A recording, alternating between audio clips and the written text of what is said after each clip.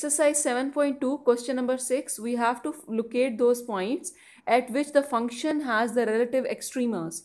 Relative extrema means we have to locate those points at which the function become maximum or the minimum.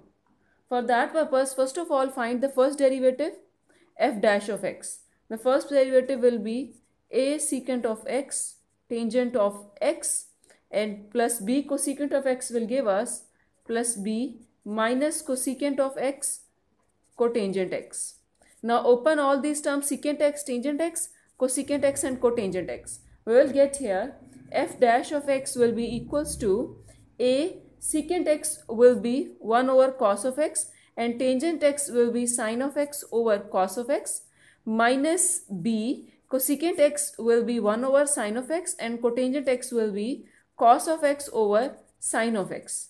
Now after taking the LCM here, we'll get here a sine cube of x minus b cos cube of x over, here we will get sine square of x cos square of x. Now for critical points, make this first derivative equals to 0. For critical points, f dash of x will be equals to 0. So this means this whole term will be equals to 0. So from here we will get a sine cube of x minus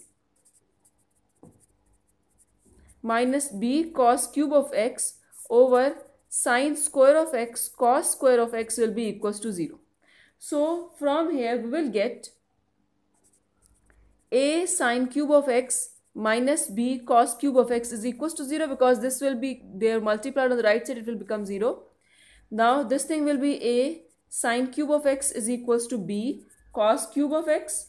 So it will become now sine cube of x is equals to b over a cos cube of x.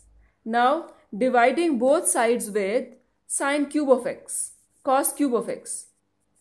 Divide both sides with cos cube of x. We will get here tangent cube of x is equals to b over a. So from here, taking cube root on both sides, if we take the cube root on both sides, this will be 1 over 3 and this will be 1 over 3. So it will be cancelled. We get here tangent of x is equals to b raised to power 1 over 3 over a raised to power 1 over 3. Now we know that in our first derivative we have only the function in terms of sine and cosine. Our second derivative will also be in sine and cosine. So we need to find down the values of sine of x and cosine of x out of this tangent of x.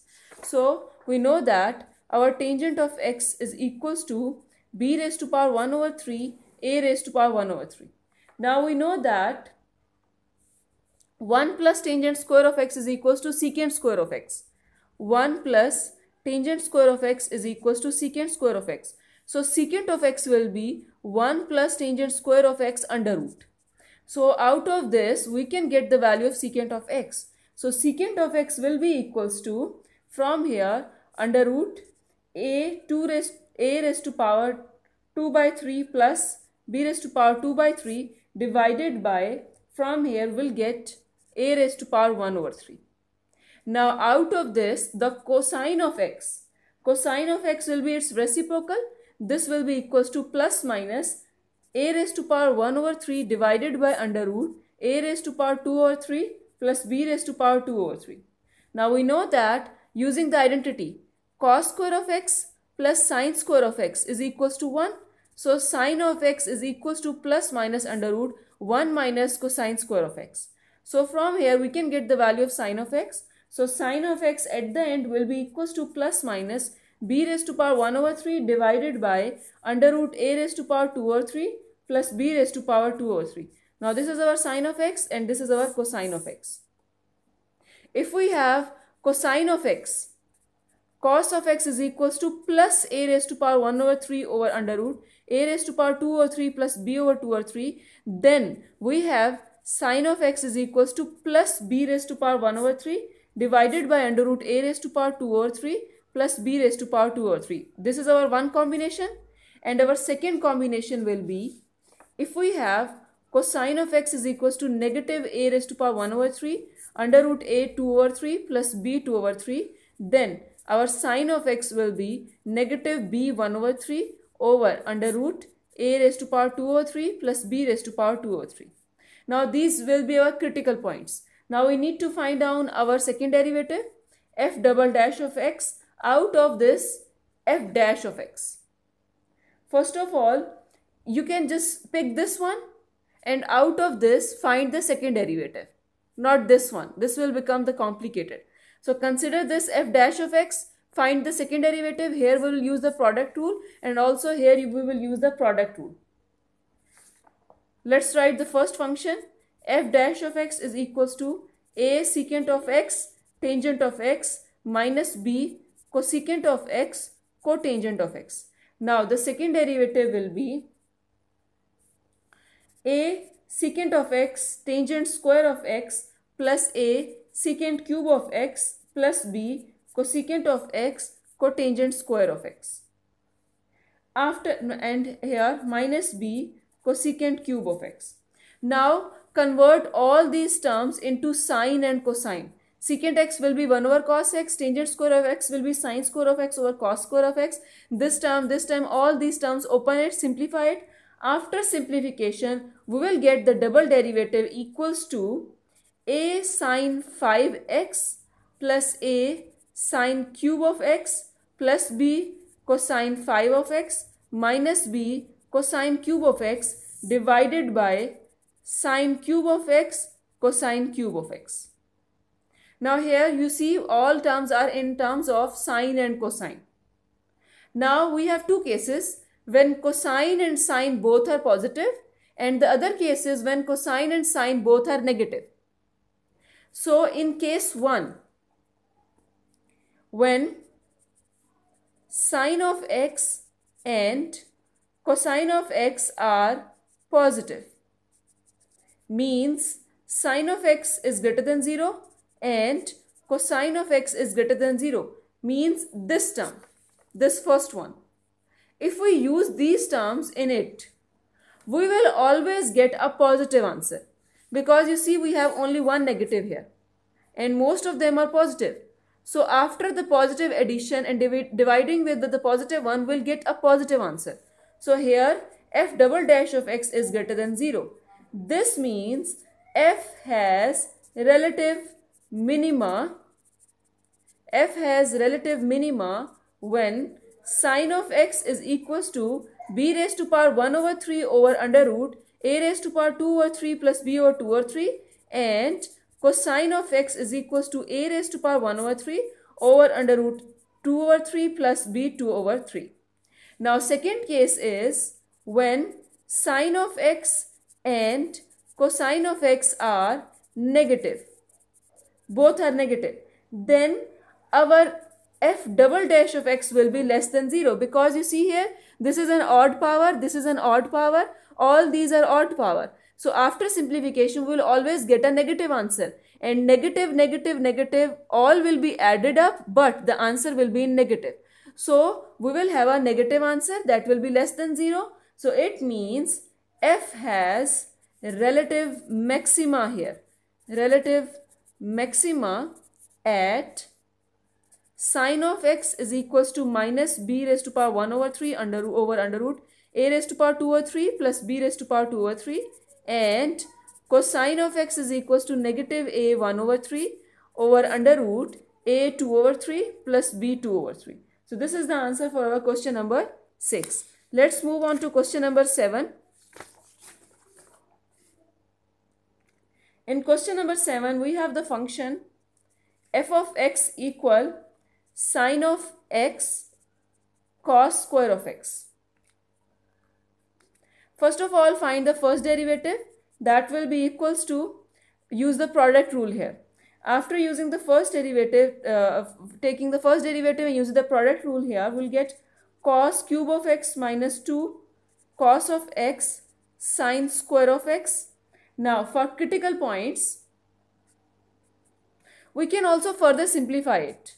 This will be equals to, if I take the cos of x common, I will get inside cos square of x minus 2 sine square of x. Now this cos square of x can be further open up Open it, it will be 1 minus sine square of x minus 2 sine square of x, this term as it is. Now this will be simplified, we'll get cos of x into 1 minus 3 sine square of x. So it is further simplified like this. For critical points, let f dash of x is equals to 0. Make this term equals to 0. So cos of x into 1 minus 3 sine square of x will be equals to 0. So from here cos of x is equals to 0 and 1 minus 3 sine square of x is equals to 0. Out of it we'll get x is equals to plus minus pi by 2, and from here we'll get sine of x is equals to plus minus 1 over under root 3. That is basically x is equals to sine inverse plus minus 1 over under root 3. Now for using these critical points in second derivative, we need to find down the second derivative. Use this function, use the product rule here.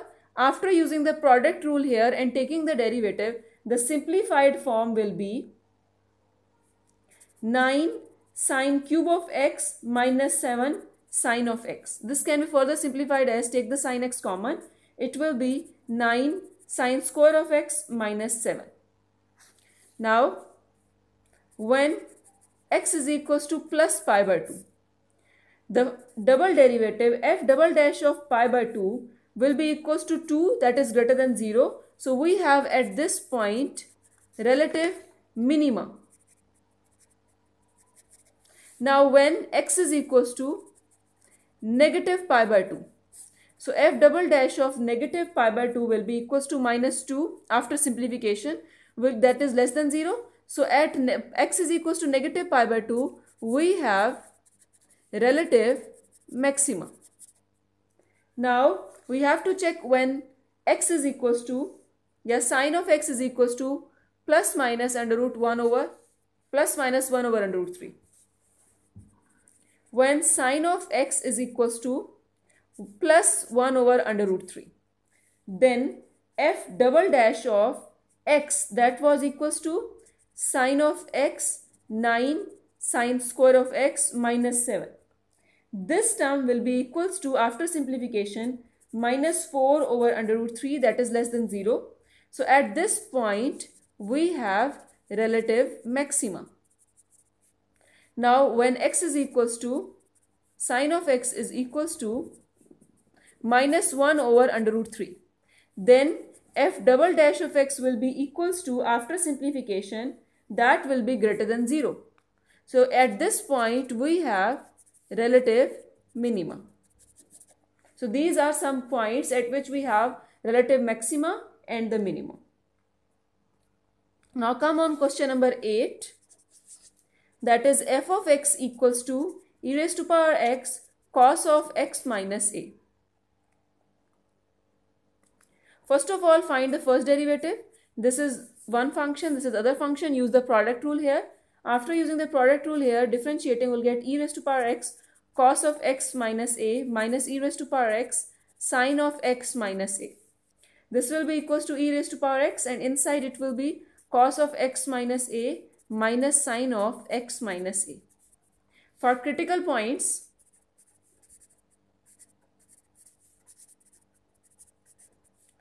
f dash of x will be equals to 0. So this whole term will be equals to 0. We'll get e raised to power x cos of x minus a minus sine of x minus a will be equals to 0. Now e raised to power x cannot be equals to 0 at any value. It cannot be equals to 0. So this means this bracket is equals to 0. This implies that cos of x minus a minus sine of x minus a is equals to 0. So this implies that cos of x minus a is equals to sine of x minus a. Now we will get here 1 is equals to sine of x minus a over cos of x minus a. This thing will become tangent x minus a is equals to 1. So we will get here x minus a is equals to tangent inverse of 1. So from here we'll get x minus a is equals to pi by 4. At pi by 4 tangent value has 1. So x is equals to pi by 4 plus a. Now find the second derivative, f double dash of x. After consider this one, use the product rule here and find the second derivative. After finding the second derivative in simplified form, we'll get minus 2 e raised to power x sine of x minus a here. Now f double dash of this point, we have only one point here, f double dash of pi by 4 plus a. This will be equals to minus 2 e raised to power pi by 4 plus a sine of pi by 4 plus a minus a. This will be cancelled. After simplification, we'll get minus 2 e raised to power pi by 4 plus a sine of pi by 4. This will be equals to minus 2 e raised to power pi by 4 plus a, and this will be 1 over under root 2. So after simplification, we'll get minus under root 2 e raised to power pi by 4 plus a. This is always less than 0 due to this negative sign. So because this thing cannot be equals to negative, so at the whole the answer will be negative. So relative maxima at point x is equals to pi by 4 plus a. Now question number 9 says,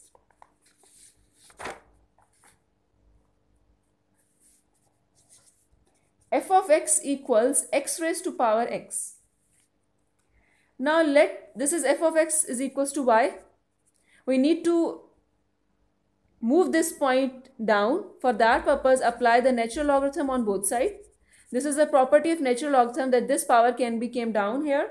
So it can be written as ln y is equals to x ln of x. Now differentiating both sides.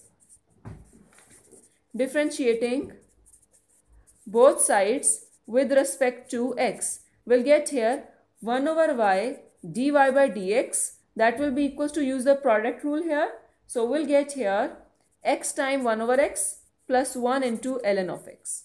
So this thing, we'll move this y on this side, we'll get dy by dx is equals to y times 1 plus ln of x. So dy by dx will be equals to y is equals to x raised to power x that we let in the start into 1 plus ln of x. So this dy by dx is basically your f dash of x, that is equals to x raised to power x into 1 plus ln of x. Now for critical points,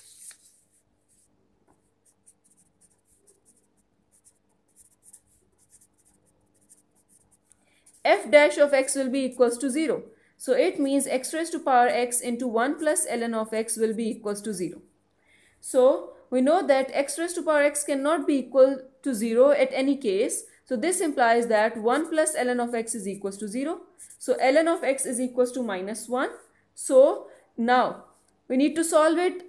Use the exponential on both sides like this. So this is a property that exponential and ln are anti of each other, so that will be cancelled. So we will be left with x is equals to e raised to power minus 1. So x is equals to 1 over e. So this is the only critical point. We put this critical point in the second derivative now. So our first derivative was f dash of x was equals to x raised to power x into 1 plus ln of x. Now the second derivative will be equals to, first of all, write this function, first function as it is, and derivative of the second function. That will be equals to 1 over x. Plus, now the derivative of this first function. You know that what was the derivative of x raised to power x? The derivative of x raised to power x was this thing. So it will be x raised to power x into 1 plus ln of x, and the second function will come as it is. How I took the derivative of this function? I have already taken the derivative of this function separately here like this, and its answer was this one. So I substituted the answer here. So it will become equals to f double dash of x will be equals to x raised to power x into 1 over x plus 1 plus ln of x whole square, and this bracket close. Now at x is equals to 1 over e, f double dash of 1 over e will be greater than 0. If I put it here, the answer will be greater than 0 because it is positive. So we have the relative minima at x is equals to 1 over e. Now last part of this question for finding the relative extrema. Question number 10. That is f of x is equals to ln of x over x. Now this is, use the quotient rule here for finding the derivative. The answer will be x times 1 over x minus ln of x times 1 divided by x square. I have used the quotient rule here. So it will become equals to 1 minus ln of x over x square. Now for critical points, make this term equals to 0. F dash of x is equals to 0. So this means 1 minus ln of x over x square will be 0. So this means that 1 minus ln of x is equals to 0. So ln of x is equals to 1. So take the exponential on both sides. We will get this thing. This will be cancelled. So this implies that x is equals to e. Now we need to find the second derivative. For that purpose, f double dash of x. We will use this thing. Again use the quotient rule here. We will get at the end. I am using the quotient rule here. The square of the denominator, then denominator will come as it is, then the derivative of numerator minus numerator will come as it is, and the derivative of denominator. After simplification, we'll get here minus 3 plus 2 ln of x over x cube. Now, what was our critical point? Our critical point was x is equals to e. So, put this critical point here. So, f double dash of e will be equals to minus 3 plus 2 ln of e divided by e cube. After simplification, we know that ln of e will be equals to 1. After simplification, we will get here minus 1 over e cube, and that is less than 0. So, here we have relative maxima. Relative maxima at x is equals to e.